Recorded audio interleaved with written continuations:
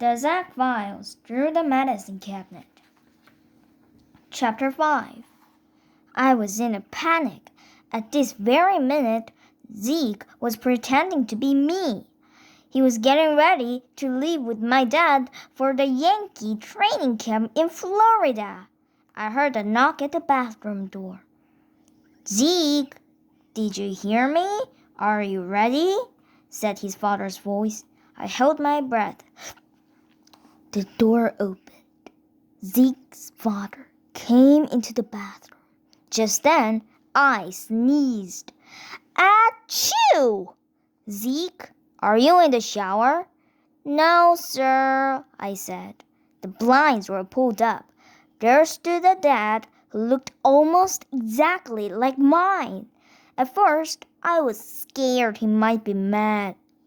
But then he began to laugh. "What are you doing in the shower with your clothes on?" he asked. Resting," I said.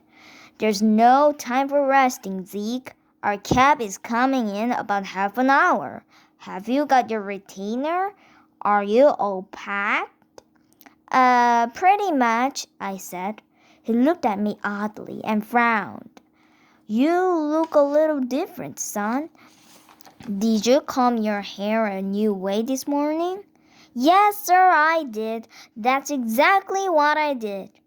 "Uh-huh. Okay, well, I still have a few things to do. Zeke, could you run to the dry cleaners quickly and pick up all our cleanings?" The cleaners! The only place I wanted to go was back to the medicine cabinet. But what could I say? Sure," I stammered. "What cleaners would that be again?" "You know, the one across the street and down the block." "Uh-huh. And what block would that be again?" He looked at me and raised an eyebrow. "Come on," he said. "You've gone there lots of times. Just get going. We have to leave soon." "Okay," I said. He handed me a receipt and a $20 bill. Then he walked out of the bathroom. The $20 bill looked strange. It was enormous, and when I examined it closely, I saw that along the top it said, "The Untied States of America." The picture on all the $20 bills I've seen, it is of Andrew Jackson. This one was of somebody with bushy hair, a beard, and nose glasses. His name was Slappy Copperman. I left the apartment and went down in the elevator. Then I got outside. I wanted to get to the cleaners and back as fast as I could. At the corner, I waited for traffic to stop. It was taking forever. Then I looked up at the traffic signal and I saw why. Instead of a red and green light, there were 4 lights. The lights said, "Stop," "Not yet," "Hold on," and "Okay, go already." New York sure was a weird place. A big billboard to my right said, "We love New York, just as good as New York, maybe better." Well, I didn't think so. I wanted to get back to my own universe. Oh, I did manage to find the cleaners. I got Zeke's dad's clothes. Then I beat it out of there. I went back down the block.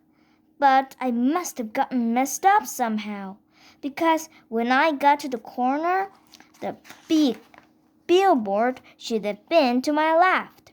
But it wasn't there at all. I took a quick look around. Nothing looked familiar.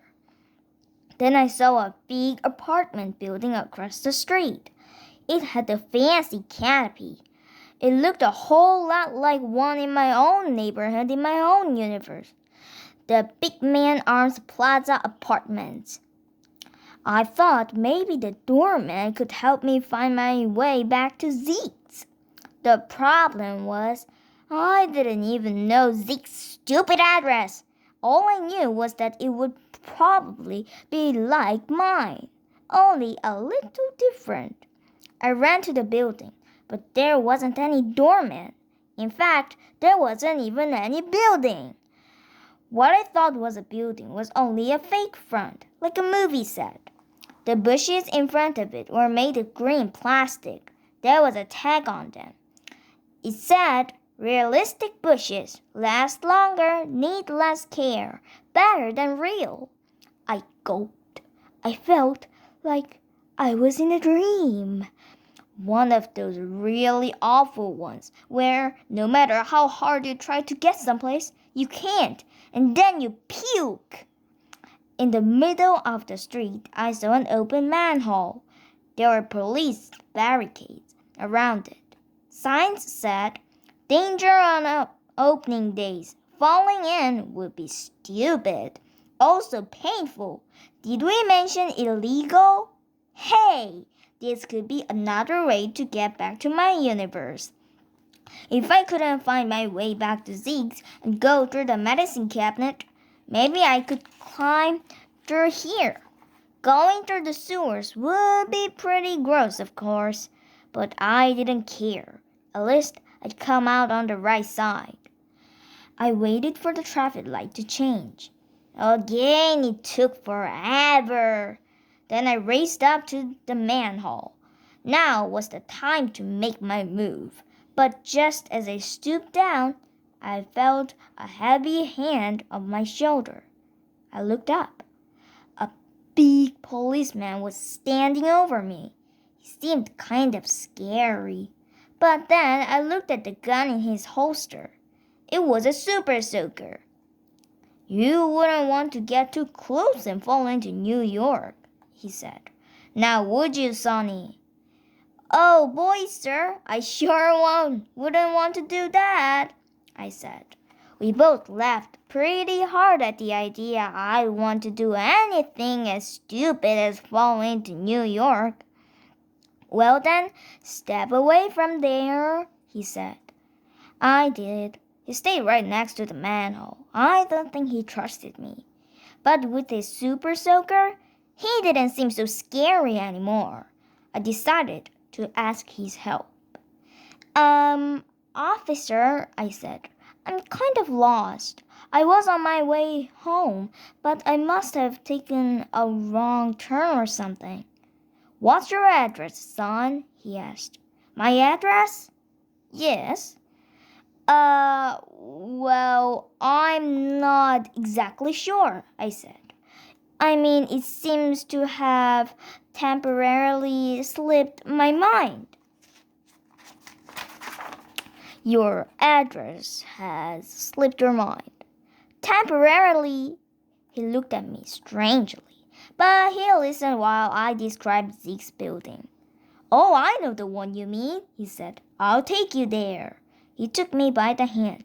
Then he led me down the block and around the corner. There it was, Zeke's building. I thanked him all over the place, and then I took off. He was probably glad to get rid of me. Right in front of Zeke's building was a newsstand. It was just like the one in front of my own building.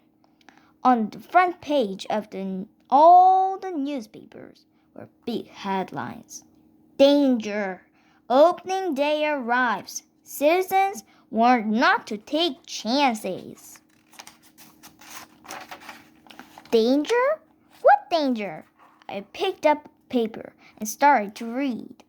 "Today, in the early hours of the morning, citizens of New York will once again be able to peek through any of several openings and actually observe life in our sister universe. Do not attempt to cross over into the alternate universe," warns Professor Roland Fenster at the New York Institute of Parallel Universe. "The openings should appear somewhere in the vicinity of 6 a.m. They would then shut down tight again approximately 2 hours later. Once shut, they will not reopen for as many as 30 years. 30 years would be one heck of a long time to spend in a universe that's rumored to be better than ours, but isn't. I looked at my watch. Yikes! It was 7:45 a.m. I had just 15 minutes before the cab came and Zeke left for Florida with my dad. And before the doors to my universe slammed shut for 30 years. I raced into Zeke's building. Well, that was the end of today's story. Did you like my story? Then push the thumbs up sign or the subscribe button. Bye!